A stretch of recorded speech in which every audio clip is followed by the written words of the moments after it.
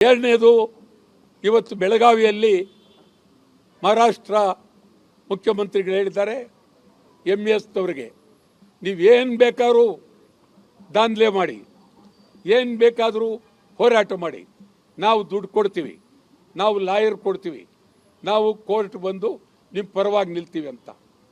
ಈಗ ತಾನೇ ನಮ್ಮ ಮುಖ್ಯಮಂತ್ರಿಗಳು ಬೆಳಗಾವಿಯಲ್ಲಿದ್ದಾರೆ. ಅವ್ರಿಗೆ ಹೇಳ್ತೀನಿ, ನೀವು ನಿಜವಾಗಲೂ ಪ್ರಾಮಾಣಿಕವಾಗಿ ಚಿಂತನೆ ಮಾಡಿ ಅಲ್ಲೇ ನೀವು ಮಹಾರಾಷ್ಟ್ರ ಏಕೀಕರಣ ಸಮಿತಿ MES ಅನ್ನು ಬ್ಯಾನ್ ಮಾಡಿ. ಇವತ್ತೇ ಈ ಕ್ಷಣದಲ್ಲಿ ಕರ್ನಾಟಕದಿಂದ MES ಹೊರಗಡೆ ಹೋಗಬೇಕು ಅಂತೇಳಿ ಬ್ಯಾನ್ ಮಾಡಿ. MESನಿಂದ ನಮಗೆ ಅನ್ಯಾಯ ಆಗ್ತಾ ಇದೆ, ಕರ್ನಾಟಕದ ಹಿತಕ್ಕೆ ಅನ್ಯಾಯ ಆಗ್ತಾ ಇದೆ, ಕನ್ನಡಿಗರಿಗೆ ಧಕ್ಕೆ ಆಗ್ತಾ ಇದೆ. ಅಲ್ಲಿ ಕುಳಿತು ಸಭೆ ಸೇರಿ ಫಡ್ನವೀಸ್ ನಮ್ಮ ಮೇಲೆ ಇವತ್ತು ಯುದ್ಧ ಸಾರಿದ್ದಾರೆ. ಹುಷಾರ್ ಫಡ್ನವೀಸ್, ಇದಕ್ಕೆಲ್ಲ ಎದುರದಿಲ್ಲ. ಮಹಾಜನ್ ವರದಿ ಅಂತಿಮ. ಈಗ ನೀವು ಮತ್ತೆ ಸಭೆ ಸೇರೋ ಪ್ರಶ್ನೆ ಇಲ್ಲ. ಯಾವ ಸಭೆನೂ ಬೇಡ, ಯಾವ ಆಯೋಗನೂ ಬೇಡ, ಏನು ಬೇಡ. ಮಹಾಜನ್ ವರದಿ ಅಂತಿಮ. ಸುಪ್ರೀಂ ಕೋರ್ಟ್ಗೆ ನೀವು ಬೇಕು ಬೇಕು ಅಂತ ಹೋಗಿದ್ದೀರಿ.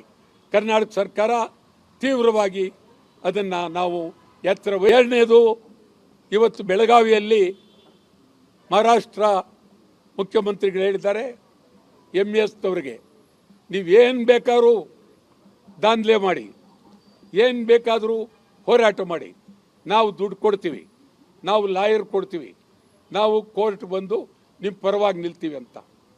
ಈಗ ತಾನೇ ನಮ್ಮ ಮುಖ್ಯಮಂತ್ರಿಗಳು ಬೆಳಗಾವಿಯಲ್ಲಿದ್ದಾರೆ. ಅವ್ರಿಗೆ ಹೇಳ್ತೀನಿ, ನೀವು ನಿಜವಾಗಲೂ ಪ್ರಾಮಾಣಿಕವಾಗಿ ಚಿಂತನೆ ಮಾಡಿ ಅಲ್ಲೇ ನೀವು ಮಹಾರಾಷ್ಟ್ರ ಏಕೀಕರಣ ಸಮಿತಿ MES ಅನ್ನು ಬ್ಯಾನ್ ಮಾಡಿ.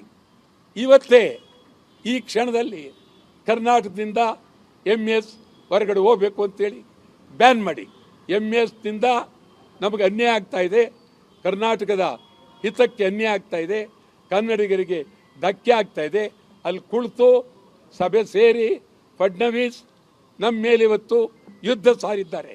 ಹುಷಾರ್ ಫಡ್ನವೀಸ್, ಇದಕ್ಕೆಲ್ಲ ಎದುರದಿಲ್ಲ. ಮಹಾಜನ್ ವರದಿ ಅಂತಿಮ.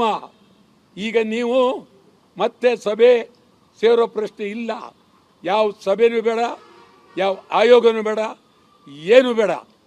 ಮಹಾಜನ್ ವರದಿ ಅಂತಿಮ. ಸುಪ್ರೀಂ ಕೋರ್ಟ್ಗೆ ನೀವು ಬೇಕು ಬೇಕು ಅಂತ ಹೋಗಿದ್ದೀರಿ. ಕರ್ನಾಟಕ ಸರ್ಕಾರ ತೀವ್ರವಾಗಿ ಅದನ್ನು ನಾವು ಎತ್ತರ